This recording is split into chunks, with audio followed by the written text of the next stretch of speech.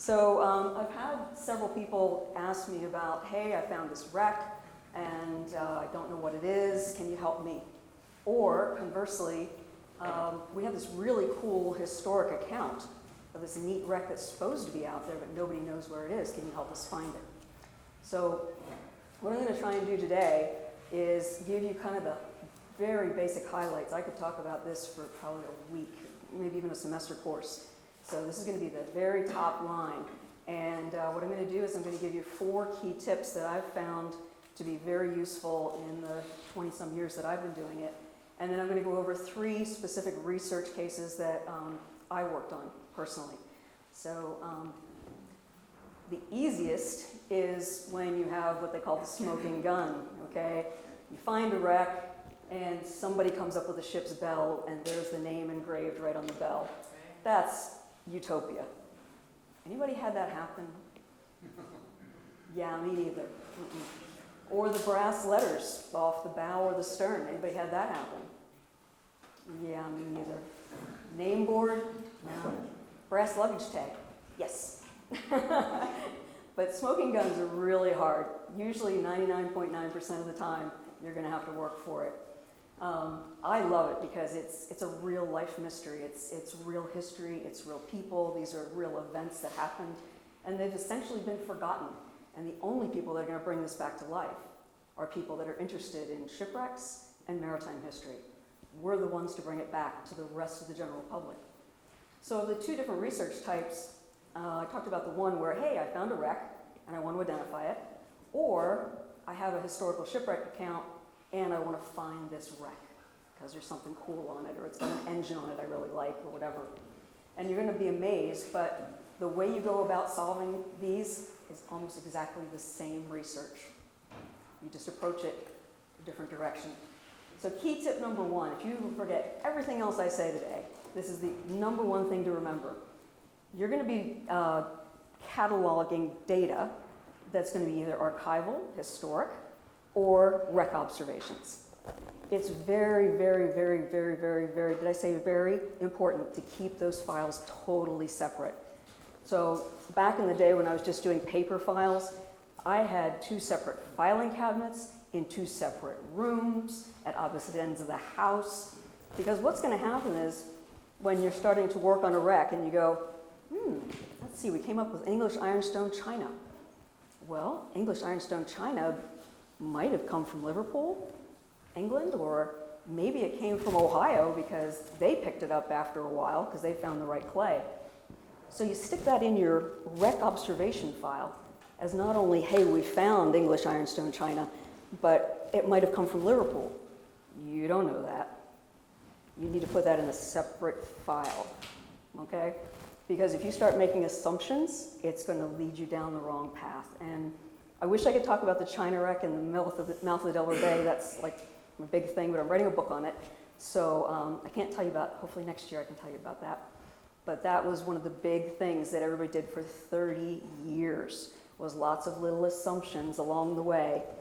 And it just led everybody down the wrong path. So if you forget everything else, keep your wrecks observations and your archival data separate. And I do it digitally now too. Number 2, obviously documenting the wreck site. If you have a new wreck, you're going to want to take physical notes on it, you're going to want to take measurements, and the Nautical Society teaches that out at Manio at the Coastal Sciences Institute, so it's right nearby if you want to learn how to do that. And site plans, video, and photography. Everything you can think of, and do it over and over again because the sand is going to move. We have instances of, like the Proteus, right out here off of Hatteras, I've seen the sand move 8 to 12 feet in one winter storm. So things that you didn't see last summer, you might see this spring. Tip number 3, be very familiar with your archival resources. I've got a whole bunch of books up here. I think I can move away from this and it'll still be okay. This back in the day was the place to start. It was Berman's Encyclopedia of American Shipwrecks.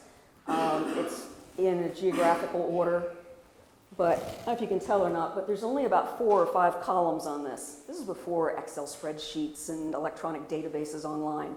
So this is the best you could get. Problem is, a lot of it's also wrong, okay? So, yeah, you can start there, but just like on the internet, just because it's on the internet doesn't mean it's real, doesn't mean it's right, but you can kind of put it in the maybe file.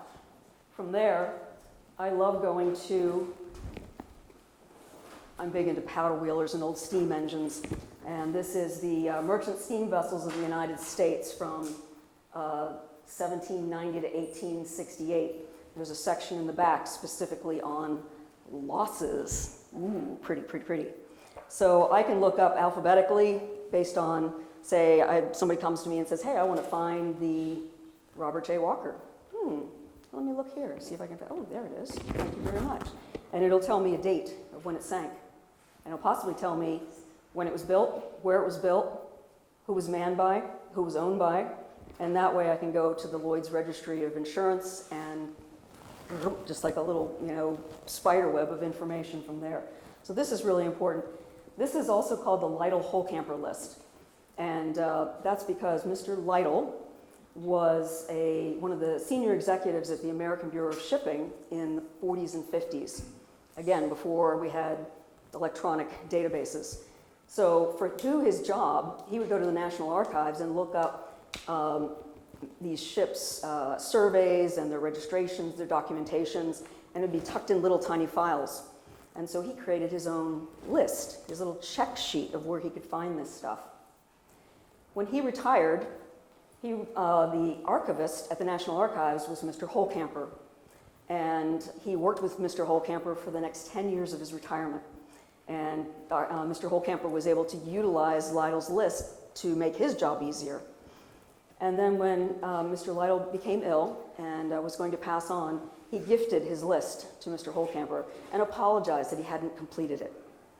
So Mr. Holcamper kept up the list for the next 15 years.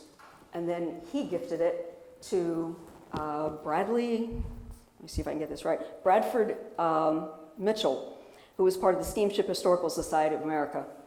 And he finally published this book. So this is little bits of information hidden all over the National Archives, very hard to find sometimes. Oh, and by the way, did I mention they had a fire? And some of these records no longer exist. So the list is really important. There's another type of listing, and that is newspapers. This is a very good friend of mine, Joan Charles. She just passed away, unfortunately, December 30th. She was kind of my other mother. We've been other mother and other daughter for about 20 years. And we worked on the China wreck together and several other wrecks. She's not a diver, and she's not a archaeologist. She's not an archivist. She's just an extremely intelligent woman who loves real life mysteries. And so she and I would get together, and she would go to these little podunk libraries and read newspaper articles verbatim, and when she found one on shipwrecks or slave voyages, which was all her things that she was interested in, she would make a photocopy, and then she'd bring it home, and she would transcribe it, and then proof it and proof it and proof it, and then index it 4 different ways. So if you wanted to find a shipwreck off of Cape Hatteras, you would go to the location index under Cape Hatteras, and there it would tell you by date how many shipwrecks went down off Cape Hatteras. And it'll tell you the date that it went down, and then you can go to the beginning by chronological order and read the exact newspaper accounting. And if it's an addendum, it'll say so. So you can go back and you can read the whole thing. She's done this for Delaware, Maryland, North Carolina, New Jersey. I think I got that all. And she's published actually over 17 books. But these are really helpful. The other thing you can look at is wonderful books like this. And Mary Ellen published this last year before last. And there are some beautiful pictures in here that she has researched.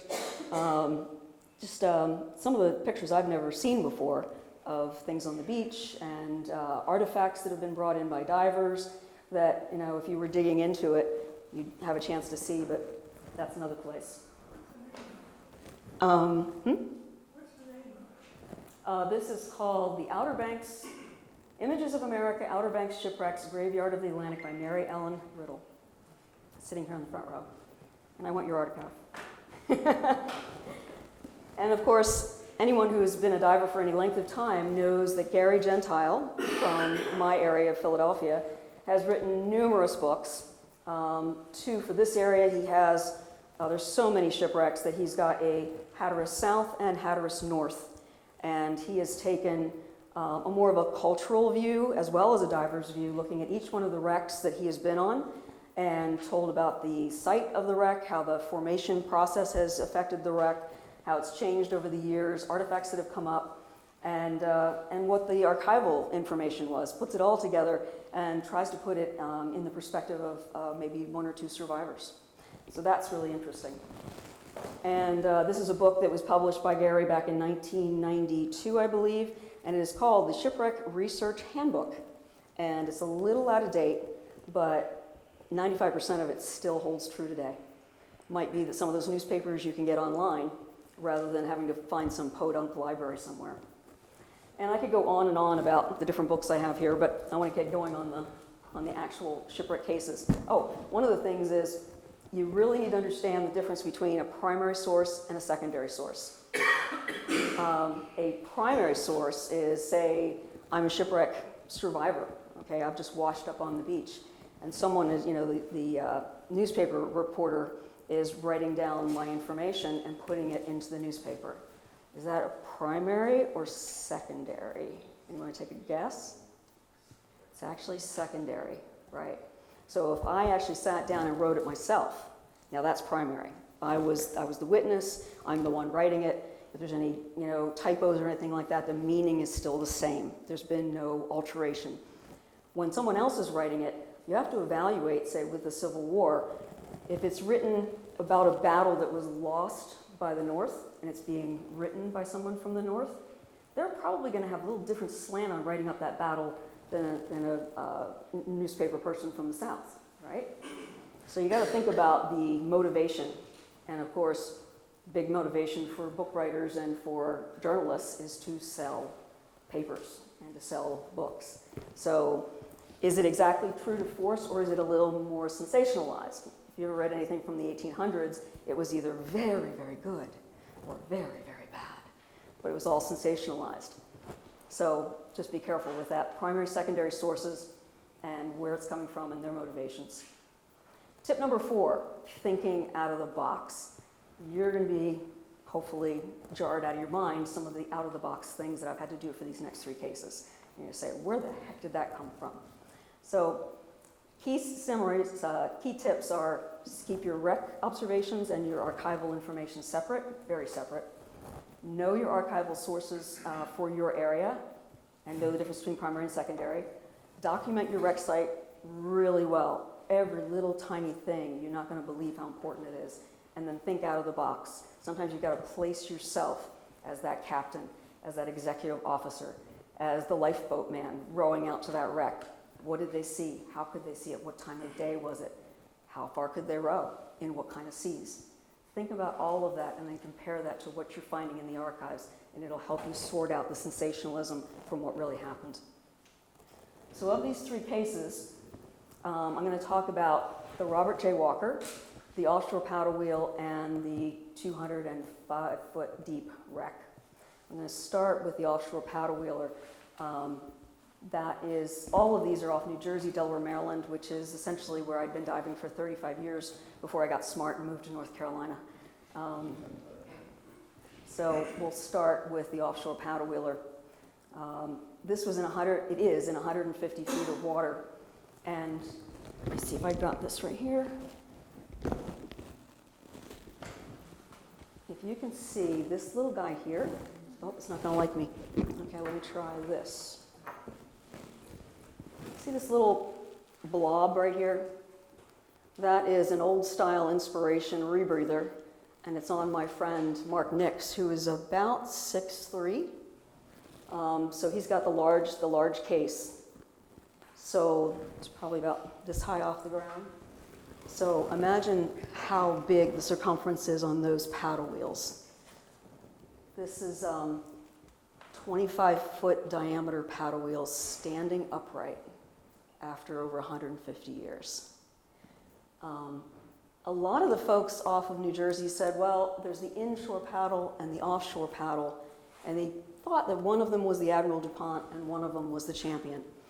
The Admiral DuPont they didn't really know too much about, but the Champion had a lot of attraction to it because it was built for Commodore Vanderbilt, who was a large industrialist, built a lot of ships, became very rich, and the Champion was his flagship. So of course everybody wanted to find the Champion because they're thinking of gilded hallways, something you'd see in the Titanic. And so the inshore paddle wheeler was only in 115 feet of water, so people could spend a lot more time on it. They could map it, they could get lobsters off of it, enjoy it a little bit more. This at 150 is kind of you got to be real ready, real prepared, get down there, do what you want to do, and get your decompression started and get back up. Also being offshore a little bit further, you had to be very careful about the wind and the waves. You'd get out there and sometimes in 5 minutes, you'd say, we can't drop the hook, we got to go back in. So it wasn't dove as much. So everybody kind of, I think just out of sheer efficiency, said, well, we really want to find the Champion, and we're able to dive the inshore paddle wheeler, so that must be the inshore must be the Champion. And so when I first dove this, I kind of looked at the guys and I said, so why do you think that's the Admiral, or that's the Champion, and this is the Admiral DuPont? And they said, just because so-and-so told me. And I'd ask so-and-so, well, so-and-so told him. And you kind of go up the whole legacy of legends that have been diving the East Coast. And of course, nobody's going to tell them that they're wrong. So I said, okay, I better do my homework here. Well, the first thing is, with the wheels standing, these are not wooden wheels. They are metal wheels, metal spokes, metal, what they call floats or paddles. And that, to me, meant that this was not an American-built ship. Because the English ran out of hardwood, oak, a lot sooner than we did. And so they had to go to metal. And so I was looking at this and saying, man, these things are standing up straight. And to give you a comparison, I figured the best thing to do was to bring in a large print of the inshore. And I need 2 volunteers. Could you hold this for me, left and right? Just stand off to the side so everybody can see it. Okay, great. So if you can see, yep. So the hub is right here, okay? And then you see these straps coming out. Those are metal decoration pieces about 3 to 4 inches wide, about 3/8 of an inch thick. And all the wood that they were attached to has been eaten, okay? Whereas up here, we've got a full standing paddle wheel. I measured one of these long straps, and it's from the center of the hub to the outside is 13 feet. So these paddle wheels were at least 26 feet in diameter, whereas this was 24, 25 feet. So anyway, thank you very much. Wrap that up.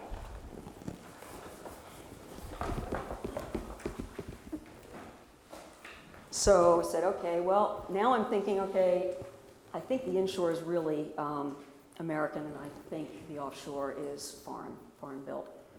So I went down. Oh, that looks horrible. Sorry about that. These were my site plans. They look good on my screen, but they look horrible up there. But don't worry, we're going to convert those into a site scan, a site sketch, or a site plan. And you'll notice, can I do this? Can you see my little? Yeah, okay, great.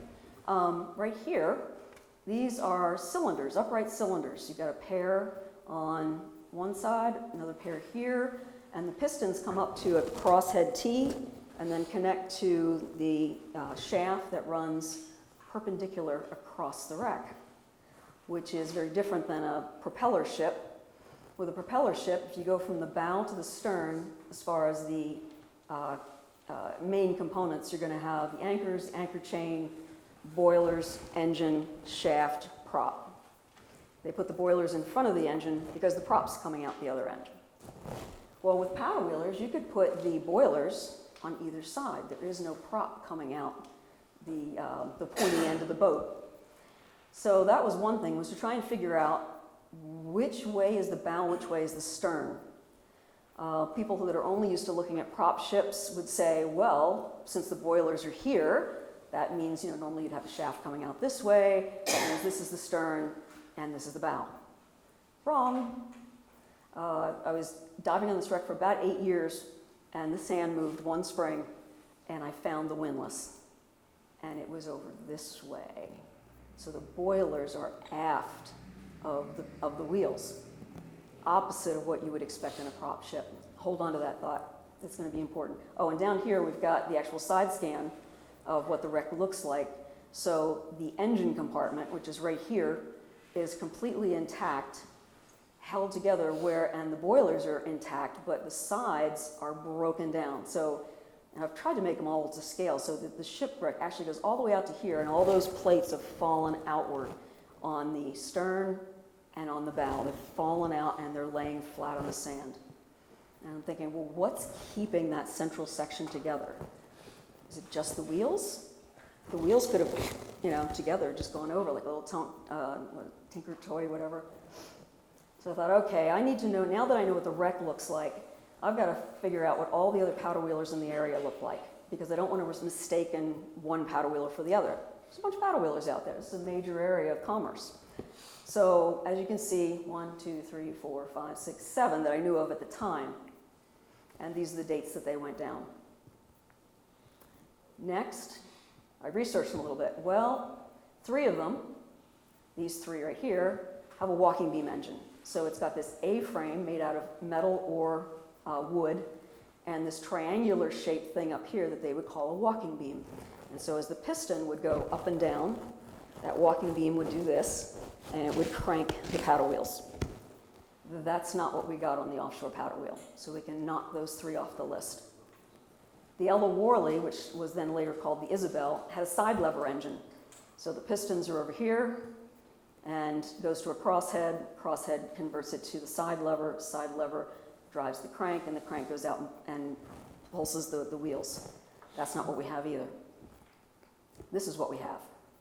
We have a Maudsley, Sun and Field, it's backwards than what you would think, double cylinder engine or a Siamese engine. There were only 42 of these built in England. And it's a very tight area inside. We had to cut away the trawler nets on each side of the engine room, and I had to have 2 safety divers, 1 on each egress, as I went in and measured. Pretty tight. And above this, as part of the patent for the engine, is this crazy thing. It's a large reinforcement beam in 2 different pieces that straddles the shaft and connects the 2 hubs. So this is the reinforcement bar that's holding that whole engine compartment together. And then I placed it against, here's my site plan, and there's the cylinders, the vacuum pumps, the reinforcement, and the wheels, and you can see I can just, if I had the proper skills, I could lay that over top of there and it would overlay perfectly. And this is a picture over in England of a little model. So this right here is about 5 foot high, and I had to swim in between here and then try to figure out what all these ups and downs were. And until I actually found this crosshead, I was very, very confused. And at 150 feet, you're normally confused anyway, because I was diving on air. This is a while back. So I thought, we got it. The offshore paddle wheel is the Admiral DuPont. Got it nailed. And then I went, not so fast, not so fast. Because the artifacts the divers had been bringing up for 20 years at this point was a steam gauge from Boston, a vacuum gauge from New York, a bilge pump from Camden, New Jersey, and a US patent hygrometer that was testing the amount of salt that was going into the boilers, or that was recirculating the boilers. So of course, folks like Steve Gatto and some of those very talented divers up north were saying, well, it's an American boat. How can you say that it's not an American boat with all this American stuff on it that we're bringing up? And I said, okay, I got to figure this out. So I go back into the archives, and I find out the Admiral DuPont was originally the Anglia. She was a ferry that went back and forth between Holyhead, Wales, and Dublin, Ireland for about 10 to 15 years. And if you notice, look where the paddle wheel is, and look where the smokestacks are. The boilers are behind the paddle wheels. Okay, so confirmation that we've got the correct thing. And this is actually the hills of Holyhead, Wales, as it's coming into port. And then this little, we had a little skirmish over here called the War of Northern Aggression. And so the Confederates went over to England and said, whatever ships you've got, we want them now. We don't have enough, and we need to keep our commerce going. So the Anglia and her sister Scotia were sold to the Confederates as blockade runners. They were one of the first blockade runners. They weren't that fast, but they could carry lots of cargo.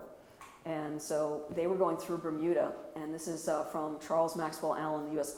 consul at Bermuda, in August 2nd, 1862, saying to William Stewart, who's the Secretary of State in Washington, this is part of his communique. He's saying there are 4 blockade runners in port now: the Peterhoff, the Caramess, the Phoebe, and the Anglia, with enough powder on board to blow up a nation. So she could carry lots of stuff. And down here on the bottom, this is a painting actually of Charles Maxwell in the back, having his folks row out and check to see if any of these ships were not operating per Union standards. It was pretty tough because he was in a neutral environment of the UK in the colony of Bermuda. But he was a pretty brave man. So she comes across, she actually makes it through the blockade twice, and on the third one she gets captured. She actually gets run onto a sandbar at Bowles Bay outside of Charleston. When she's captured, it's November 1862. So this is just after she came out of Bermuda. And when they catch her, the next thing that happens is that the Union then takes her north to sell her as a prize. Okay? The key here is, it's probably hard to see, but there's one little word in here that says she was towed north to be sold in New York as a prize. Towed. Why was she being towed? She was perfectly operational when she ran onto the sandbar. Maybe she scuffed her bottom. That shouldn't have affected her propulsion. Well, my theory is basically that the blockaders from the north, their nearest port of supply for materials for fuel was, early in the war, was as far north as Norfolk, Virginia, or Beaufort, North Carolina. They're all the way down in Charleston. The longer they're off station, the more blockade runners that can get through the blockade. So here they've captured this ship. She's got parts on her. Maybe we should just take those parts and keep our ships running, and that way we don't have to leave the blockade.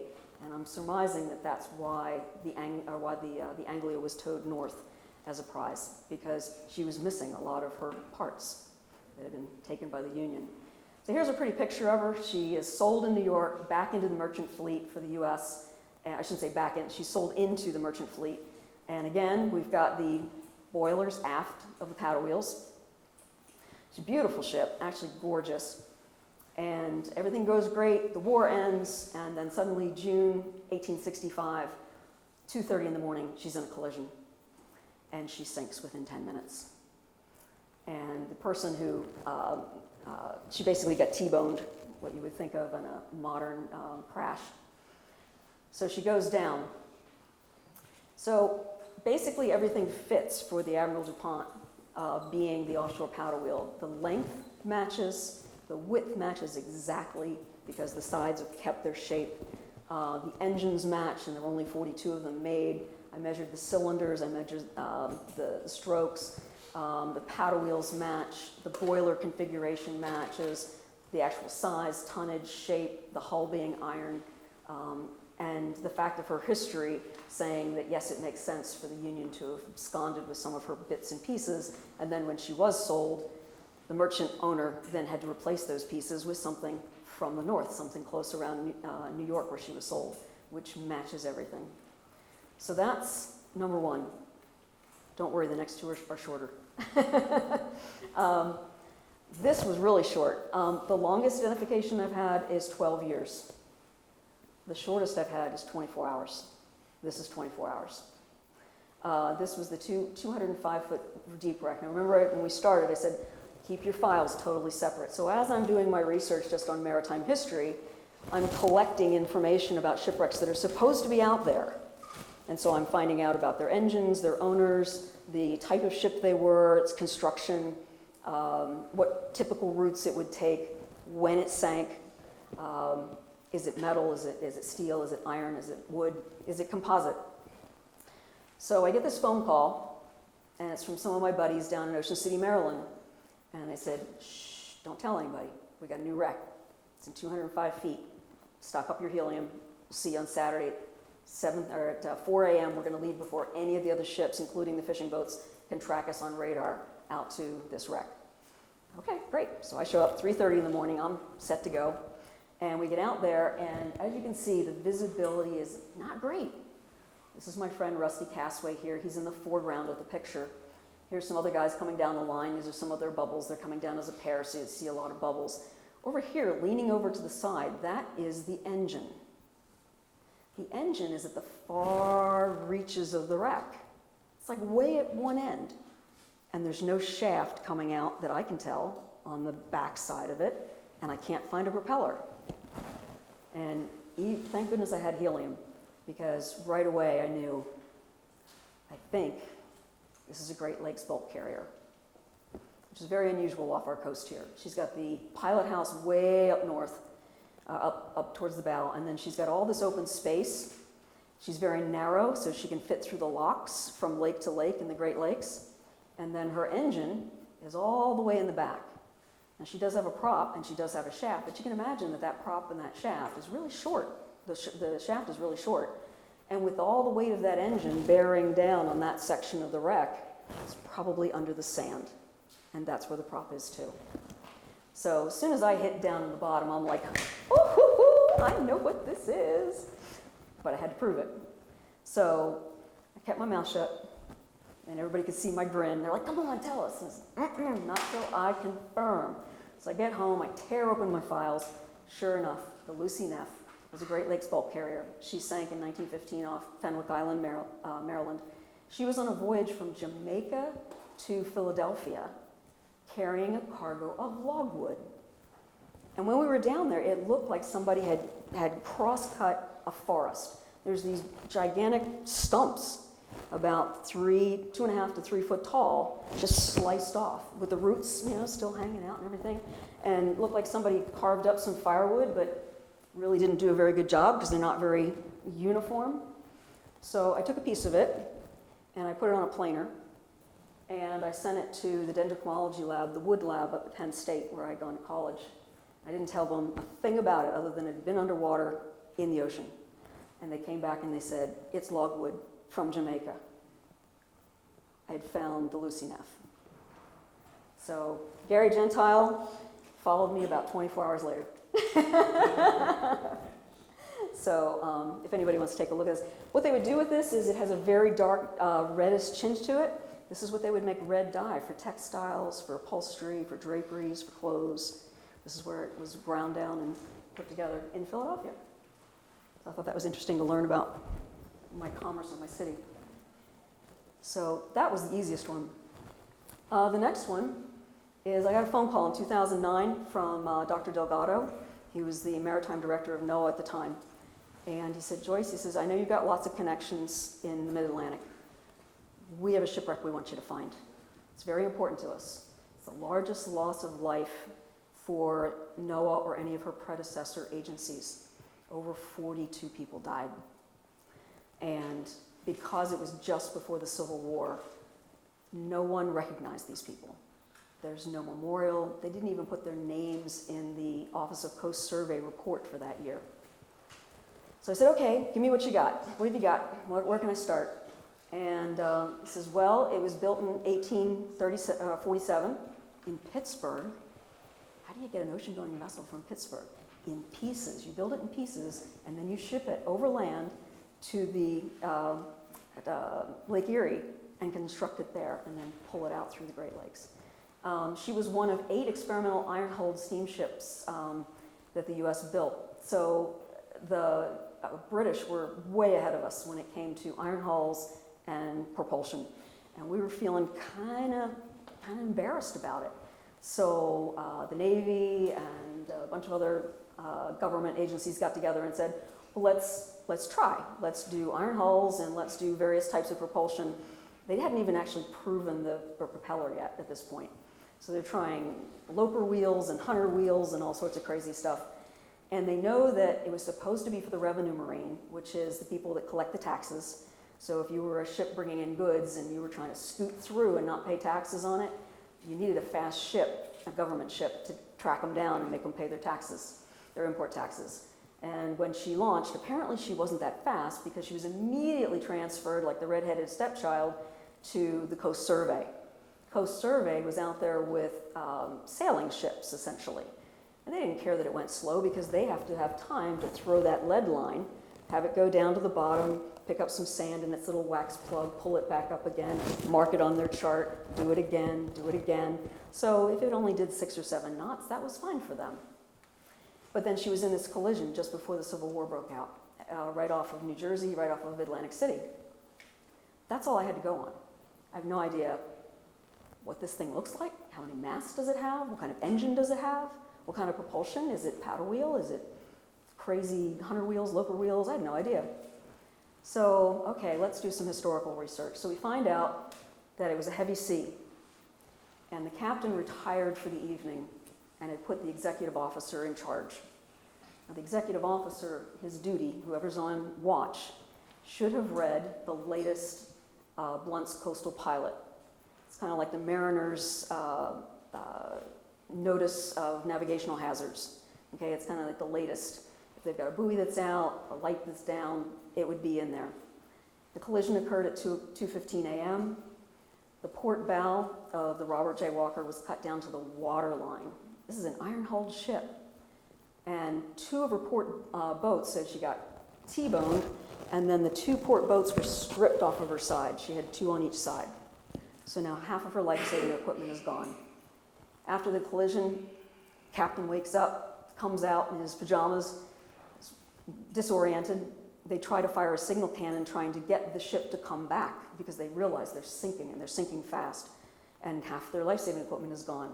The cannon is wet. It won't fire. So they cut off the main mast and the boom, try to get as much weight out of the boat as they can, and have them trail behind the boat as rafts, something people can hang on to stay afloat until they get saved. Now, the captain says that the Absecon Lighthouse was about 12 miles distant. Oh, I'm sorry, it was about 6 miles distant. The executive officer who read the latest Blunt Coastal Pilot said it was only 6 nautical miles away. They saw exactly the same light, exactly the same intensity and beam, but one called it 1/2 the distance of the other.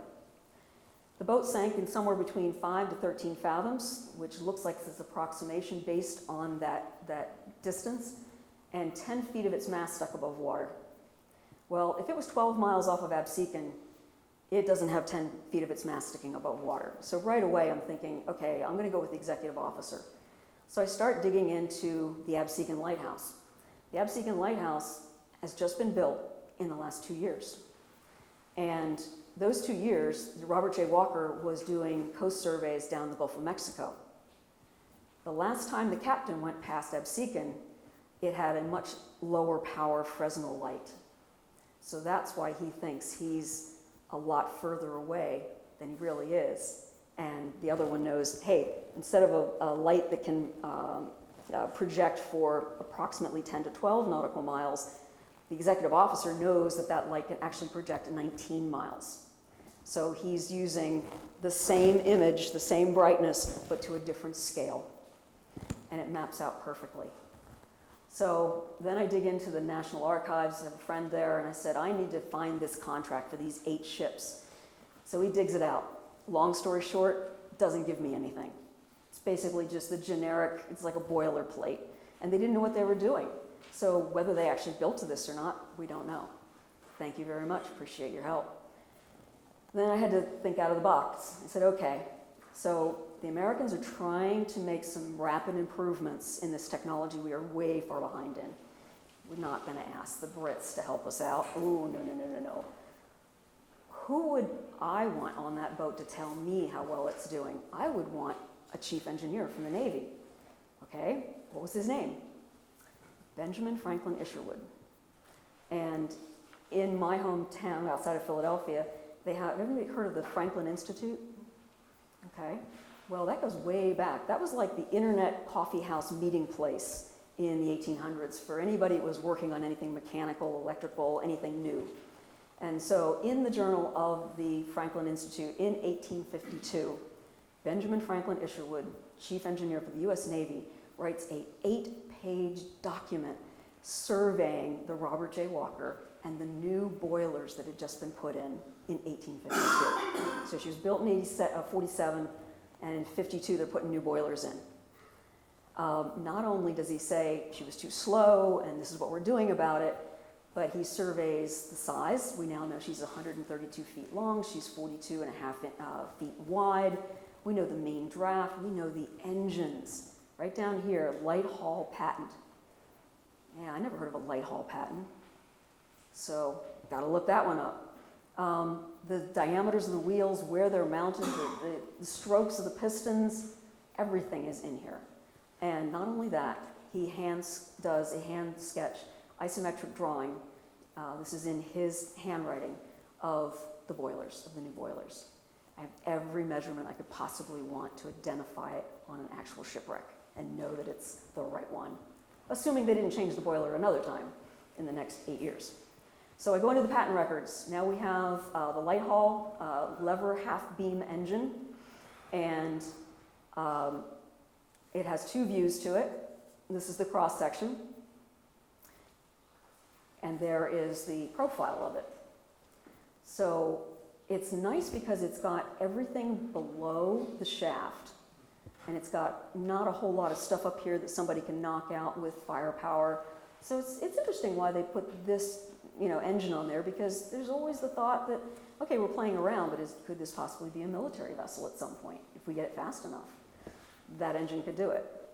And then it talks about the performance and what it did well, what it didn't do well, and what they would do to enhance it further. I had also asked for a master's thesis, a 1951 master's thesis from William and Mary College. And on page 108, on a black and white Polaroid that was glued to onion skin paper that was hand typed on this old thesis, was this beautiful photograph. This is the only image we know of the Walker. So now I know her dimensions, I know her construction, I know the engines, I know the boilers, I know she has 2 masts, I know the configuration of the boilers in front of the engines. And then I called the Mariners Museum, which is where this painting was housed. And it's in color, and it's beautiful. So I thought, wow, this is amazing. So I presented this to NOAA, and they said, well, what are you doing in June? This is like in March, I think it was. They said, what are you doing in June, mid-June? I said, anything you want me to do. I'm just a poor little grad student looking for field work. So they said, well, you're going to go on this ship, this hydrographic ship, and you're going to be the lead archaeologist, and you're going to side scan it. Okay, so I got to find this thing. All I've done so far is just the archives. So I go to my best friend when I was 16 years old and was learning how to dive. Captain Eddie Boyle was my go-to out of Atlantic City, and just a wonderful man. He is still alive today. He's 93 years old, still kicking. And every time I go north, I would go take Eddie out to dinner or out to lunch. Older folks eat lunch a little sooner. And so I would always ask him about unidentified wrecks. And I said, Eddie, can you tell me about the $25 wreck? Tell me again. Tell me that story again. And he goes, yeah, okay, but you ought to know it. I was like, well, yeah, I know, but we've talked about a lot of different wrecks. He goes, no, you were on it. Yeah, I was on it. In 1980, I looked in my photographs and my dive log. And these are one of the two dives that I was on the $25 wreck. And I've actually got little sketches right here of where I got my lobsters from. This is the boiler tubes. This is the bottom of the paddle wheel. I got a 4.5 and a 2.5 pound lobster. Okay, so thanks, Eddie. So can you tell me about all the people that have been diving this thing since 1965, since you first dove it as the first diver? What impressions do they have? Because I'm down here in North Carolina. He says, well, it's 10.5 miles from the Absecon Light. It's an 85 feet deep in a mud hole. It's just off of a 60-foot shoal. Feels like it's not all there. What does that mean? Well, you know, it's like toppled over and like half buried and, okay. And it's got metal frames and it's got iron plates, okay. And the paddle wheels are metal? No, can't be. Unless when they build them in Pittsburgh real early, they build them metal, I don't know. And he said he feels like the engine's toppled over, the bow feels like it's separated by 100 feet, but it could be only 10 feet. You know, in bad viz, everything kind of like expands. And we found some china, but no marks on it. One cannonball. Remember we said the cannon was wet, they couldn't signal? And some portholes that are rectangular portholes. Eddie, can you show me one of these portholes? Yeah, so he digs in his garage, sends me a picture. This is one of the most primitive American portholes I've ever seen. It directly goes into the date frame, where it was being built, the fact that it's not round, the fact that the gasketing inside of it is horrible, and the fact that the glass is broken. And then I went back to the painting, and if you zero in, all the portholes on the painting are rectangular. And the ones that have the little white in them, that's the officers' quarters with the candlelight inside. So now I'm excited. Okay, I'm ready. So I put together the archaeological field plan. Here's the things that I want to find out through side scan and multi-beam. Here's the things I would love. These are the smoking guns. I mean, if we could find this would be amazing. Builder's plaque, engine plaque, boiler plaque, hydrographic instruments, ship's bell, fantastic. I'm dreaming, right?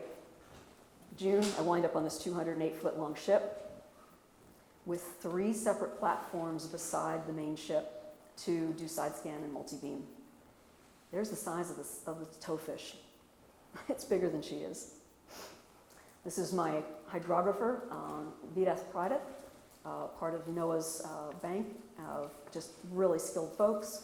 We put together a search plan, and Site A, the $25 wreck, is right there.